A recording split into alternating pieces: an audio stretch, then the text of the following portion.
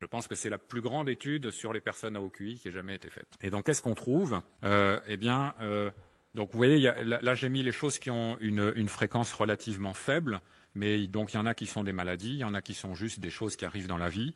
Vous voyez, si on commence par ce qui est un peu sur la droite, donc l'alcoolisme, est-ce que les hauts QI sont plus alcooliques que les autres? Donc, les hauts QI, ils sont représentés en orange et les QI moyens en bleu. Donc, les hauts QI ne sont pas plus alcooliques que les autres. Ils se sentent pas plus seuls que les autres. Ils n'ont pas plus de troubles alimentaires que les autres. Ils n'ont pas plus de troubles bipolaires que les autres. Ils n'ont pas plus de troubles obsessionnels compulsifs que les autres. Ils n'ont pas plus d'anorexie que les autres. Ils n'ont pas plus de schizophrénie que les autres. Et sur deux mesures, est-ce qu'ils se sentent plus isolés socialement que les autres? Non, ils se sentent moins isolés socialement que les autres. Et est-ce qu'ils sont plus victimes de stress post-traumatique que les autres? Non, ils sont moins victimes de stress post-traumatique que les autres. Donc, sur toutes ces mesures de relativement faible fréquence, les hauts QI sont soit pareils, soit mieux que les autres, finalement. Enfin, en tout cas, ils ont moins de raisons de souffrir. Et là, on arrive sur les troubles qui sont, enfin, les choses qui sont à plus haute fréquence. Est-ce qu'ils souffrent plus d'insomnie que les autres? Non, exactement pareil. Est-ce qu'ils souffrent plus de dépression que les autres? Non, pareil. Est-ce qu'ils ont plus des comportements auto-agressifs que les autres? Non, pareil.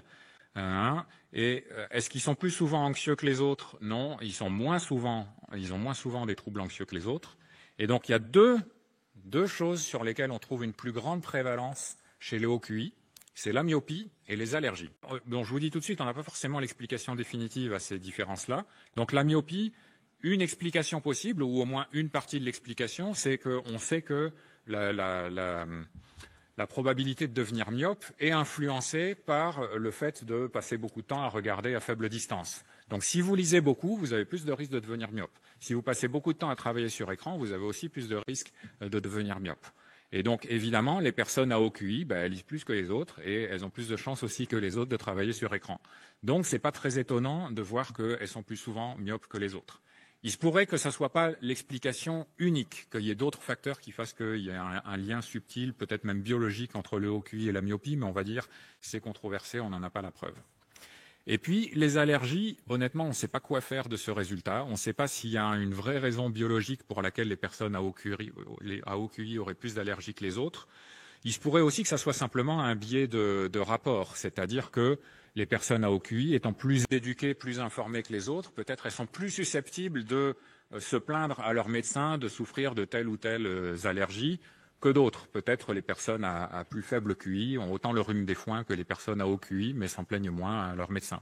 Bon, honnêtement, je ne sais pas quelle est la cause de cette différence. En tout cas, vous voyez, c'est pas non plus un truc majeur. Et dernier résultat qu'on a, on a un score de névrosisme qui est une dimension de la personnalité dans laquelle, à l'aide de questionnaires, on quantifie la propension de la personne à ressentir des émotions négatives, à ressentir de l'anxiété, à réagir de manière négative à différents événements. Et voilà, ça peut se quantifier, donc ici, sur une échelle de 0 à 12. Et donc, à gauche, on a les personnes qui sont les plus cool, émotionnellement stables, tout glisse sur elles, etc. Et puis, à droite, on a les personnes qui sont hyper angoissées, qui réagissent difficilement à n'importe quelle perturbation dans leur environnement.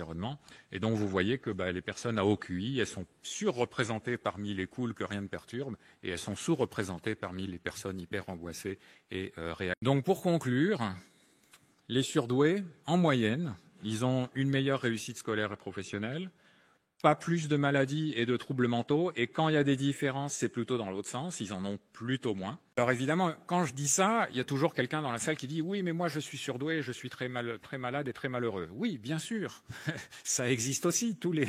La grande intelligence n'immunise pas contre tous les problèmes de la vie, ni contre les maladies. Donc bien sûr, les surdoués malheureux, les surdoués malades, etc., je sais que ça existe, j'en connais plein.